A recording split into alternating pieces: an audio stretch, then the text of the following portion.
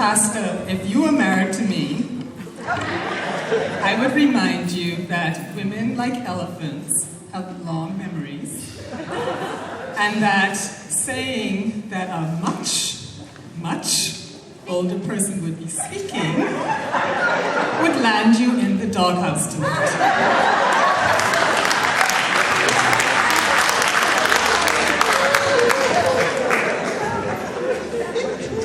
Okay, so saying an older youth was fine, but much older. All I can say is, I am so glad that with God, 1,000 years is like a day. So I'm just a little baby. So this morning we have heard about a lot of people. Most of them we're familiar with, right? People who have made strides in our country. Did you know that the first black person to come to the United States came long before slavery? He was a conquistador. He came with Ponce de Leon to Florida looking for the Fountain of Youth. Did you know that black people came to the Americas long before Christopher Columbus? Oh yeah. In Mexico, archaeologists discovered some time ago, uncovered these huge stone heads, 12 feet tall and larger, faces of warriors and kings. And they were the faces of African men. So people of African ancestry have been on this side of the world for much longer than the general population would like to admit. But we can stand firm in that, it's been proved. But have you ever heard of these people? Mary Jackson,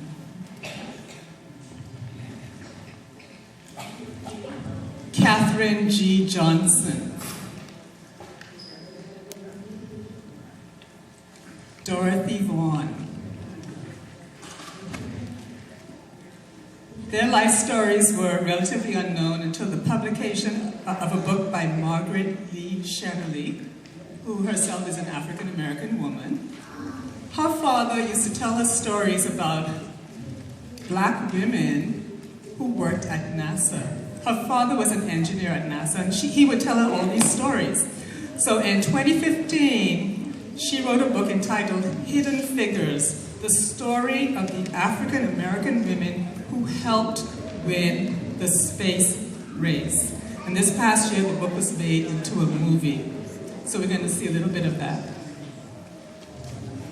Y'all gonna end up unemployed riding around in this pile of junk. You're welcome to walk in 16 miles. Oh, sit in the back of the bus. You have identification on? NASA, sir. NASA? I had no idea they hired. There are quite a few women working in the space program. Least I can do is give y'all an escort. 3 Negro women are chasing a white police officer down the highway in 1961. That is a God-ordained miracle. 14 days, astronauts will be here for training, and we're shooting a human into space, and it's never been done before. With the launch of the Russian spy satellite, the president is demanding an immediate response. Space test fruit needs a computer. Catherine is a gal for that. She can handle any numbers you put in front of her. This is about inventing the math, because without it, we're not going anywhere. Yes, sir. That's John Glenn. What do you girls do for NASA? Calculate your launch and landing, sir. How could you be ogling these white men? It's equal rights. I have the right to some fine in every color. If you had white male, would you wish to be an engineer? I wouldn't have to. I'd already be one. Yes, I'm feeling bad. Yes, I don't know if I can keep up in that room. Just make that pencil move as fast as your mind does. You've been gone for 300 hours. Felt like it to me, too. Colonel Glenn launches in a few weeks. We don't have the man figured out yet. There's no protocol for women attending. There's no protocol for a man circling the Earth either, sir. Every time we have a chance to get ahead, they move the finish line. I just be in that room hearing what you hear. Within these walls, who makes the rules? You, sir, you are the boss. You just have to act like one, sir. We all get there together, we don't get there at all. The fight of our lives, people.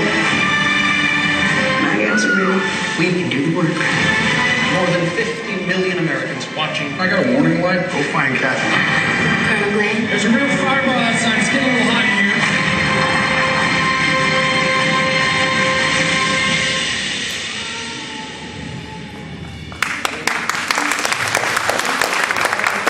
That is a part of our history, right? So let me tell you a little bit about these ladies. Mary Jackson earned a Bachelor of Science in Mathematics and Physical Science. She started her career as a teacher, then a receptionist, and then she became a bookkeeper, and then a computer at NASA. Back in those days, they didn't have electronic computers.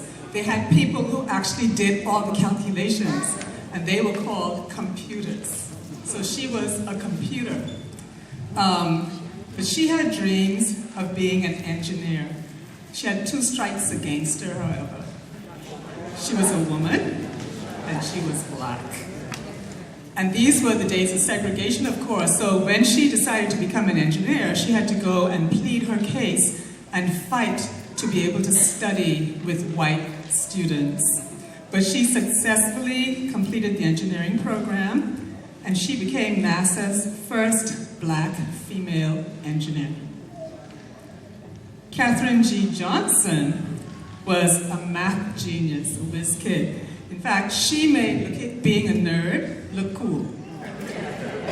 She graduated from college at 18 with a Bachelor of Science in Mathematics and French. So girls, you can be scientists, you can love math, okay? It's not a boys thing. And then she became a teacher as well. She too became a computer at NASA, and like other computers, she worked initially in a segregated area. And even when she was transferred over to the white area, she had to go to the black area in order to even use the bathroom. There was that segregation. She worked on projects for Alan Shepard, who was the first American in space, and for John Glenn, who was the first American to orbit the Earth. And he refused to get into his spaceship, his rocket, until she had computed and rechecked all the numbers. Because guess what? By that time, they had introduced an IBM computer, and it didn't work. So he refused to go anywhere without her saying it was okay. She's still alive. She's 98 years old. And in 2015, President Barack Obama, the first black president, presented her with the Presidential Medal of Freedom. Awesome.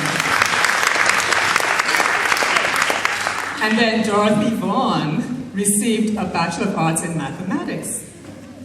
She became a math teacher as well, so teachers, very important. She became the first black supervisor at NASA and became an expert Fortran programmer. Fortran is the computer language that IBM used for their computers. She had vision. She saw them installing, she knew that they were installing computers, and she decided to get all the ladies who worked with her ready to be able to work with computers. And so she was able to get her whole group moved from the manual computing to the electronic computing. But she did her job without recognition. She acted as a supervisor, but she was not called a supervisor. She was not paid as a supervisor until later, so she had to fight. These three women had to fight to move ahead. They had something in common with the men that our youth talked about in the interviews. They all had a dream. They faced obstacles in pursuing their dreams, and they persisted in pursuing their dreams until their dreams came true. So that's what we're going to talk a little bit about today, pursuing the dream. Here's the thing. God creates all of us different. We're all different. And even though these three women were mathematics whizzes, they were different in personality, and they were different in what they found joy in doing. Likewise, God created you and me different. We have different personalities, we have different joys. Michael Jordan and Jackie Robinson, they were both athletes, right? But they played different sports. One played basketball, one played baseball, and they had different histories, different backgrounds. Jackie Robinson was the first, Michael Jordan was the best. But didn't come easy. They had to work at it. Jackie Robinson had to overcome prejudice, obstacles put in his way. Michael Jordan had to overcome different obstacles, but both of them had dreams, and both of them had to work really, really hard to achieve those dreams. How about Mike Tyson and we didn't hear about Mike Tyson, but he was supposed to be one of them, Muhammad Ali. They were both boxers, but they had different paths. Both of them had the dream of becoming world champion, but they took different paths. And you know the story of Muhammad Ali, how he was stripped of his title because he refused to take part in the Vietnam War, but he stood for his beliefs and he continued to fight for his dream, and in the end, he achieved his dream. And then we have Dr. Martin Luther King Jr., and we were supposed to talk about Malcolm X. They were both activists, and we heard that Dr. Martin Luther King Jr.'s philosophy was nonviolence, right? Physical disobedience. Malcolm X was by any means necessary. Two opposite approaches, two different philosophies, and they came from two different religions. One Christian, one Muslim. But they both had dreams, they both had to overcome obstacles, and they both achieved their dreams. We who are born-again believers are all followers of Christ. But we have different gifts, different purposes, and different dreams. 1 Corinthians 12 says, "Now the body is not made up of one part, but of many. If they were all one part, where would the body be? As it is, there are many parts, but one body." And then Romans 12 says, "Just as each of us has one body with many members, and these members do not all have the same function, so in Christ, we who are many form one body. We have different gifts." That means we have different dreams. God created each one of us. Our dreams come from God, right? And He wouldn't put the same dream in my heart that He puts in Nathan's heart and then put us together. It would be boring, right? God has put a dream in your heart, in everyone. Kids, you have a dream. It's there. You have to let it come out. Here's another thing. We are not defined by who or what others say we are. We are defined by God. For example, Saul, you know who Saul is, right? King. He called David a usurper. Saul was king. He disobeyed God. God took the kingship away from him and gave it to David. Saul refused to accept it, and so he went after David. So although Saul called David a usurper and pursued him like a dog, he just went after him to the point that David said to him, "Who am I that you're coming after me like a dead dog, like a flea?" That was the way Saul looked at David. But God called David king, right? And promised him an everlasting dynasty. God told David, "You will never fail to have a descendant on the throne of Israel." The way Saul saw David was not the way God saw David. Shimei is a man who was, as King David was running away from his son Absalom, this man came out and he started throwing up dust and cursing, right? And this is what he said to David. Get out, you man of blood, you scoundrel." He's talking to the king. He called David a scoundrel. But what did God call David? A man after his own heart. Do not let others define who you are. Find yourself in God and let God's definition of you guide you and rule your life and lead you on the path of achieving your dreams. So God creates us all different. And then God gives us passions and dreams. Each one of us has something that we love more than anything else. I love languages. I love being in countries where they're speaking different languages. I love being around people who speak different languages. It's like when I hear a different language, it's like my plug gets plugged in and I'm electrified. It's like I'm alive. Keep me in a country where it's only English and I'm like a flower that needs water. That's my passion. You have a passion too. The unfortunate thing is that we allow life responsibilities and circumstances or others' opinions of us to repress our passions. What was your passion? What was your dream when you were a child?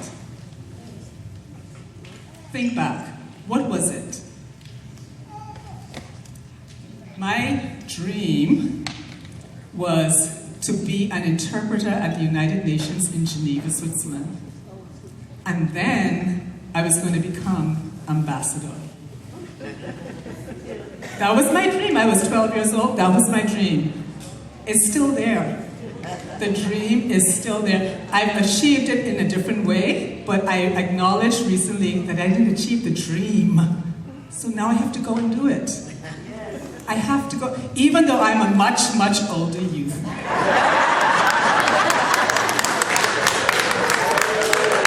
It's never too late.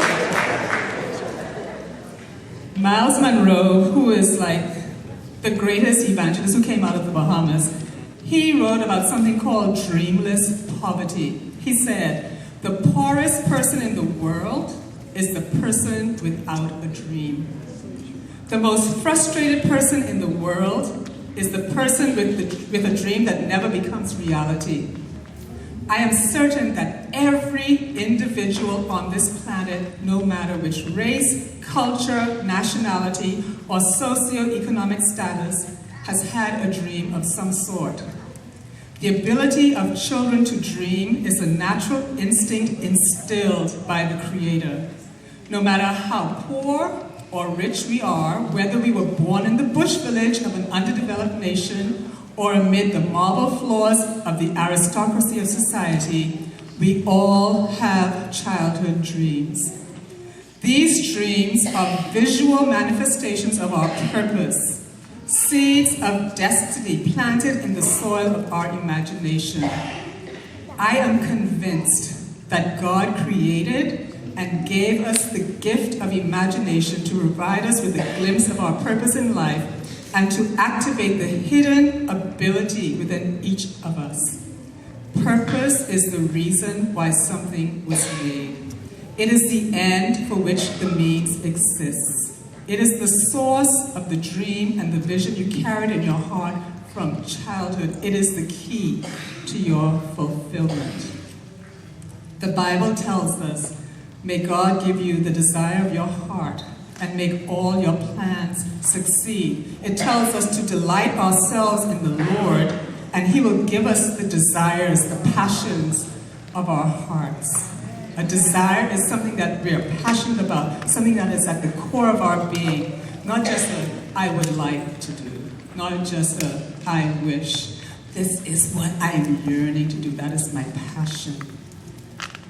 We're created in God's image, and God had a dream. Imagine that creation was reversed and man was created first. And we were somewhere out there with God, and God said to us, I'm going to create a universe. And we said to God, that's impossible. No one's ever created a universe before. And God created it. And then God said, watch this. I'm going to decorate this universe. I'm going to put up some lights, and I'm going to put down some green carpets, and I'm going to put some flowers and all these little animals.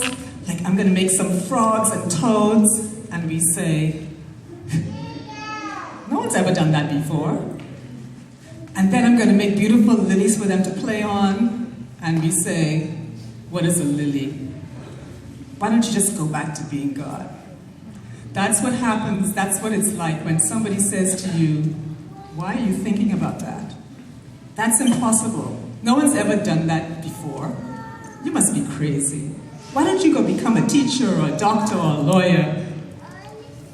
No, because God gives us creativity, God gives us imagination, God gives us passion, God gives us dreams, and it's never too late to live out the dream that God has put in our hearts. So, and living out our passions and our dreams brings glory to God, right?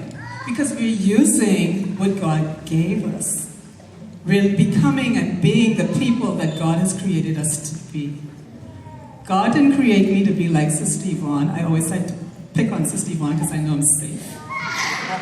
God didn't create Pastor Gary to be like Pastor Owen, right? God didn't create Sister Amaya to be like Sister Dolores. He gave us all different passions. And if we sit on our passions, if we refuse to pursue our dreams, it's like a slap in the face of God. So God creates us all different. God gives us passions and dreams. And God enables us to pursue those dreams. Ephesians 3:20 says, "Now to him who is able to do immeasurably more than all we can ask or imagine, according to his power that is at work within us, to him be glory in the church and in Christ Jesus throughout all generations, forever and ever. Amen." Now that's a doxology, right? It's a praise to God. But I like the part that says, "Now to him who is able to do immeasurably more than all we ask or imagine." Because whatever we ask or whatever we imagine, God already knows it, right? It may seem extraordinary to us, but it's not extraordinary to God. When Rosa Parks decided to not get up from her seat on the bus, God knew that was going to happen. That may have been special at that time for those around, but it wasn't special for God because God had created her to do that, okay? When Muhammad Ali refused to obey the laws of the land and go to fight in Vietnam, so to the people around him it seemed special. It seemed like he was a traitor actually, but that didn't surprise God because God had given Muhammad Ali the ego, first of all, the bluster, and the confidence to stand for what he believed in and to pursue his dreams. So God enables us to pursue our dreams. Pursue your dream, no matter how incredible it may sound or how impossible it may seem. If you imagine it, that means God gave it to you and God will enable you to achieve it. For nothing is impossible with God. Don't let other people talk you out of your dream. When I told my parents I wanted to be an ambassador, well, an interpreter, my mom never said, "That's impossible." She allowed me to spend a year at the University of Geneva in Geneva, Switzerland. So she helped to push my dream along. Parents, when your kids come to you with something that sounds really off the wall, encourage them. Encourage them to dream big. Pursue the dream God has given you, not the dream that your parents have given you, not the dreams that your teacher has given you, not the dream that your husband has given you, not the dream that your wife has given you, the dream that God has given you. You know who you are in Christ.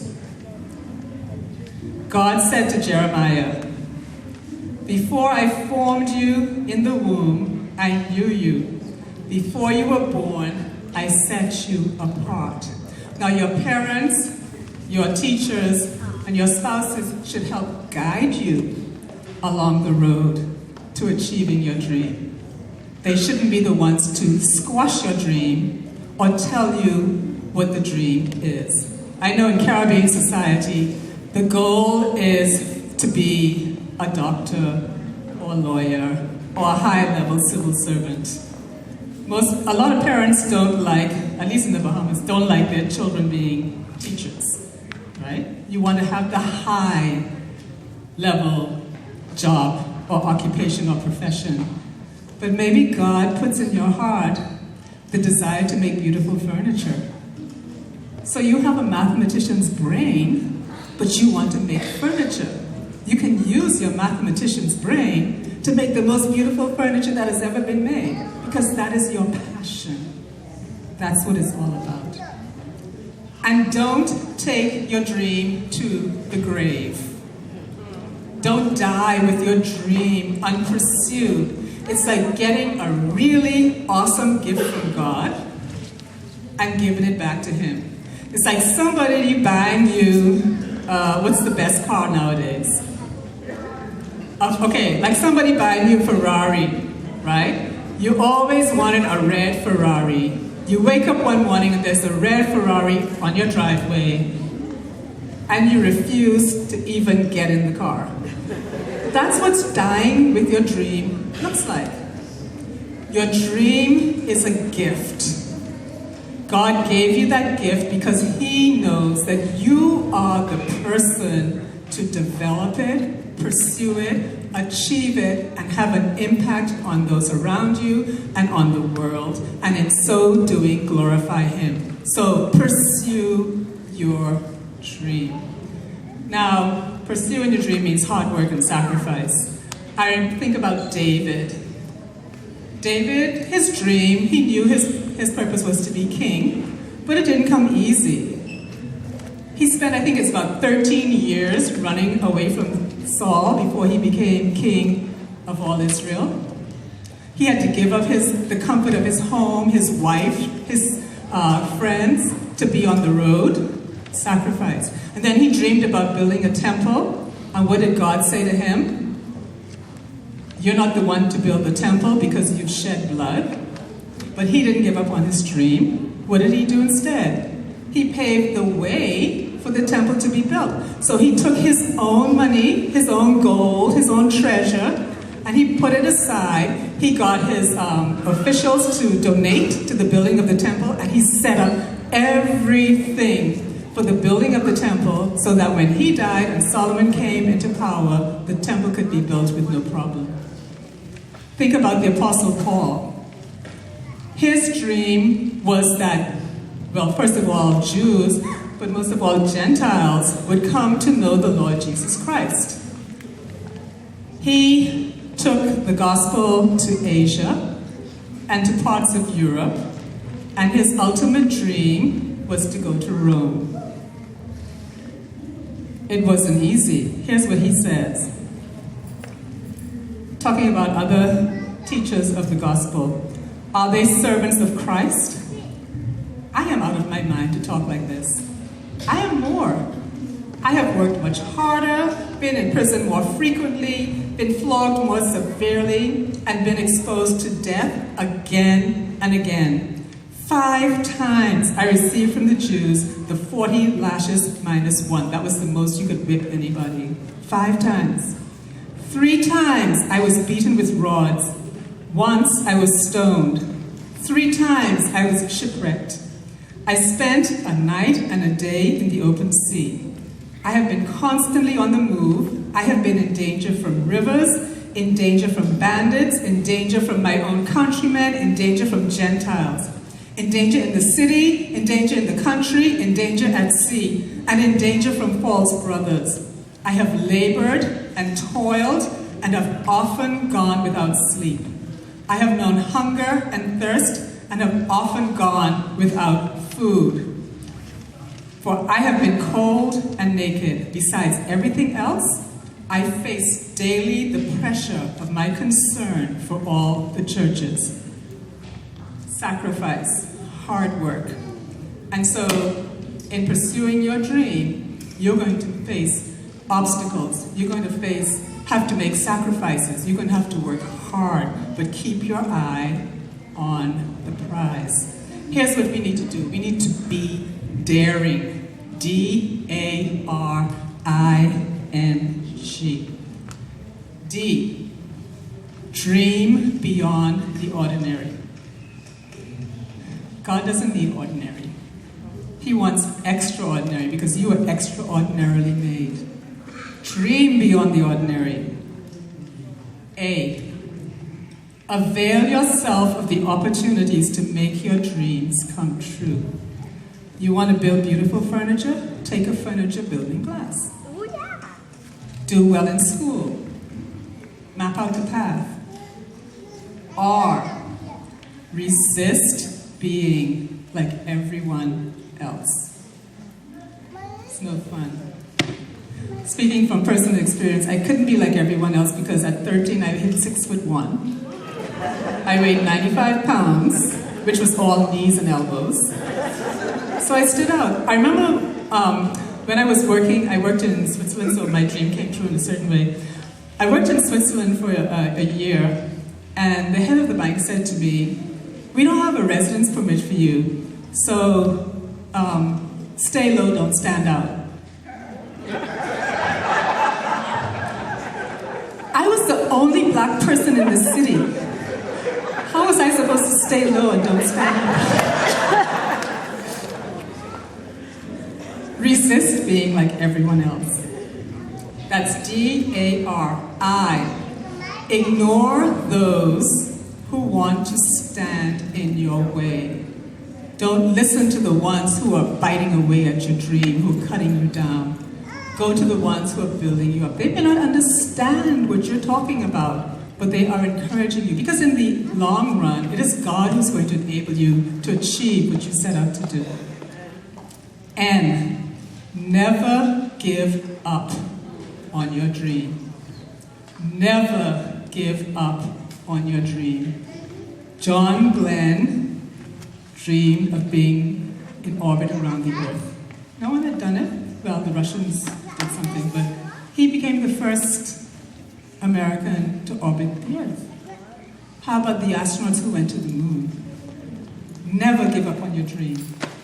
And then G, give thanks to God at every step along the way.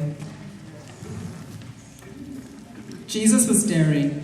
He had a dream beyond the ordinary, that all those who believe in him would not perish, but have eternal life. He availed himself of every opportunity to bring people to the Father. He resisted being like the rabbis and teachers of the law in his day. He ignored those who stood in his way, including his own family, and even Peter. He didn't give up on his dream, even when he knew the horrors of the cross that faced him.